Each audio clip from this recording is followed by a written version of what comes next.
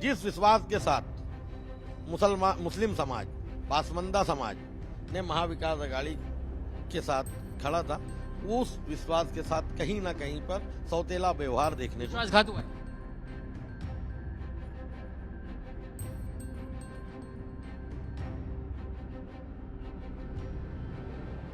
महाराष्ट्र विधानसभा चुनाव से ठीक पहले आखिर पासमानदा मुसलमान ओबीसी समाज क्या सोचता है, क्या उनका मूड है चुनाव को लेकर के, ये जानने के लिए मेरे साथ यहाँ पे कई सारे लोग मौजूद हैं। इसमें कुरैशी समाज, अंसारी समाज, शिकलगर समाज, सलमानी समाज, हाशमी समाज, शाह समाज, तमाम समाज के अलग अलग लोग जो है यहाँ पर इकट्ठा हुए हैं। टाइम्स नौबार पर खास बातचीत करेंगे और जानेंगे कि आखिर इनके मन की राय कैसा। सबसे पहले तो मैं ये जानना चाहूंगा कि आज के जो कार्यक्रम था उसका मुद्दा क्या था, आप बहुत ही संक्षिप्त में छोटे छोटे जवाब में बताएं।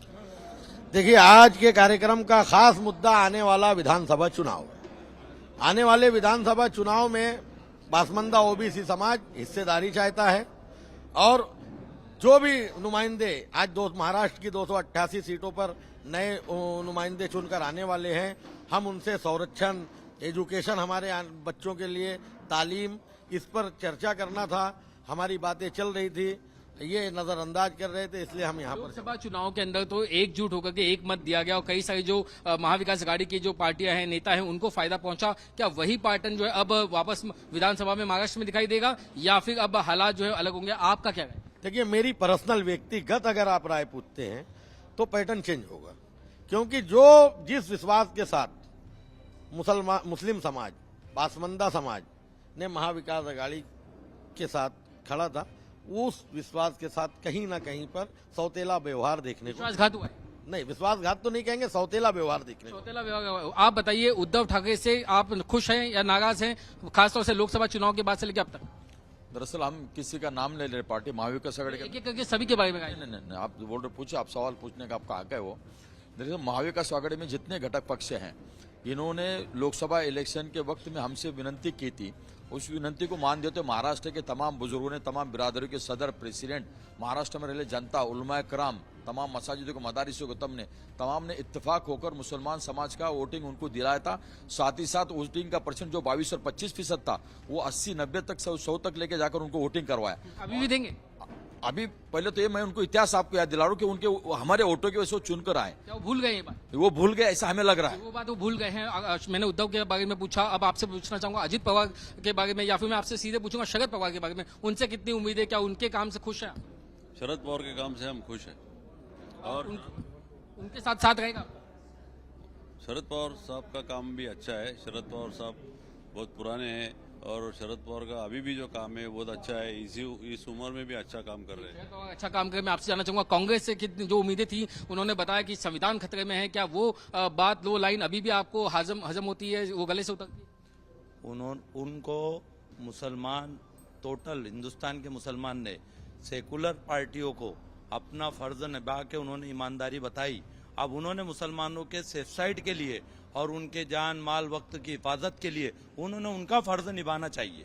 क्या मुसलमान को सिर्फ वोट बैंक के तरीके से देखा गया, क्या खाली उसे वोटों के लिए इस्तेमाल किया गया, ऐसा आप बोलो? मैं समझता हूं कि मुसलमानों को वोट बैंक के लिए इस्तेमाल किया गया।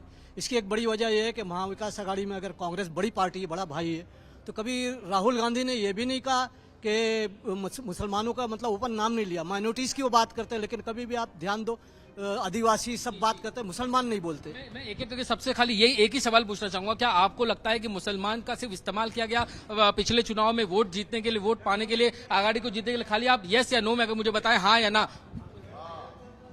हाँ या ना बताइए, क्या मुसलमान का इस्तेमाल किया गया? हाँ, मुसलमानों का इस्तेमाल किया। हाँ, इस्तेमाल किया आपने जो कहा। सर एक सेकंड, मैं आपसे जानना चाहूंगा, क्या आप लोगों को लगता है कि मुसलमान का सिर्फ इस्तेमाल किया गया वोट बैंक?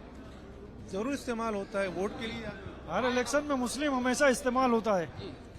लोकसभा में तमाम मुसलमानों ने होकर वोट दिया। सेकुलर पार्टी को सोचना चाहिए कि उनके काम के बारे में क्या है। हमको सरकार में हिस्सेदारी चाहिए मुस्लिमों को, हम इसलिए यहाँ जमा हुए। हमको सरकार में हिस्सेदारी चाहिए। हमको सरकार में हिस्सेदारी चाहिए। क्या महाविकास अघाड़ी भूल गई मुसलमानों को, उनके एहसानों को? हाँ, भूल गए सब। तो आपने सुना कि भूल गए आपने सुना कि जो पैटर्न हरियाणा में देखने मिला वही पैटर्न जो है महाराष्ट्र में भी देखने मिल सकता है। आप इस बात से अंदाजा लगा सकते हैं कि क्या 20 नवंबर को जो चुनाव होने वाले हैं और जो 23 नवंबर को नतीजे आने वाले हैं, क्या उसका नतीजे का ट्रेलर आपको इन बातों में दिख गया है? जो पैटर्न लोकसभा चुनाव में देखने मिला, जिसके बाद उद्धव ठाकरे, शरद पवार और कांग्रेस पार्टी फूले नहीं समा गई थी, क्या वो हकीकत अब बदल चुकी है? क्या वो सच्चाई अब बदल चुकी है? आखिर ये नाराजगी क्यों है? क्या इस नाराजगी को वो दूर कर पाएंगे या नहीं? अगर नाराजगी को दूर कर पाएंगे तो शायद उनके पक्ष में बात बने, वरना अगर उनकी नाराजगी दूर नहीं हो पाई तो निश्चित तौर पे हरियाणा का पैटर्न जो है दोहराते हुए दिखाई दे सकता है और जो बातचीत लोकसभा में हुई वो पासा पलटता हुआ नजर आ सकता है। For more of such videos, do like, share and subscribe to ET Now Swadesh.